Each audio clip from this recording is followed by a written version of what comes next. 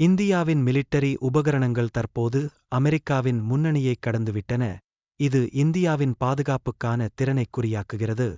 இதில் பயோலிஸ்டிக் மிசைலும் அணு ஆயுதங்களும் அடங்குகின்றன. நாம் நன்கு அறிந்ததைப் போல இந்தியா ஒரு அமைதியை விரும்பும் நாடாக இருக்கிறது. இதுவரை எங்கு ஏதும் தாக்குதல் செய்யவில்லை. எனவே இந்தியாவின் சர்வதேச நிலைமை பலருக்கு கேள்விகளை உருவாக்குகிறது.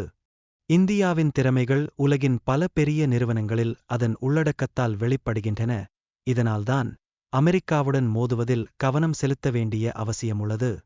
இந்தியாவும் பேங்குலதேசமும் 1971 மைனஸில் பல்வேறு சவால்கள் சந்தித்தன. இந்தியா பேங்குலதேசத்தின் சுதந்திரத்திற்கு ஆதரவு அளித்து முக்கியமான மாற்றங்களை உருவாக்கியது. பாகிஸ்தான் இந்தியாவுக்கு எதிரான பல ஆக்கிரமணங்களை மேற்கொண்டது. ஆனால் இந்தியா தன்னுடைய கூட்டாளிகள் மூலம் தன்னை காப்பாற்றிக் கொண்டது.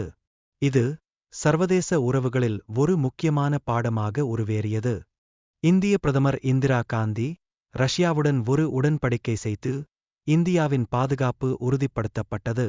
இது இந்தியாவிற்கான முக்கிய ஆதரவாக அமைந்தது. இந்தியாவின் பாதுகாப்பு நடவடிக்கைகள் மற்றும் அமெரிக்காவின் ஆதரவுக்கு எதிரான எதிர்விளைவுகள் முக்கியமாக மதிக்கப்படுகின்றன. இதன் விளைவாக இரு நாட்டுகளுக்கிடையிலான உறவுகள் பாதிக்கப்படுகின்றன. பாகிஸ்தானின் கடற்படை மற்றும் இந்தியாவின் மோதல்களில் ஏற்பட்ட தாக்கங்கள் முக்கியமாக கருத்தில் கொள்ளப்பட வேண்டும். இதன் மூலம் இரு அணிகளுக்கிடையிலான மோதல்கள் அதிகரிக்க வாய்ப்பு உள்ளது. சோவியத் யூனியனின் துகள்கள் மற்றும் அதற்கான நடவடிக்கைகள் இந்தியா மற்றும் அமெரிக்கா இடையேயான சமுதாயத்தில் முக்கியத்துவம் பெறுகின்றன. இது உலகளாவிய நிலவரங்களை முறைப்படுத்தும் பட்சத்தில் முக்கிய பங்காற்றும்.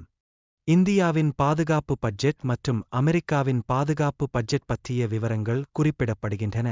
இந்தியாவின் பட்ஜெட் $75 பில்லியன் என கூறப்படுகிறது.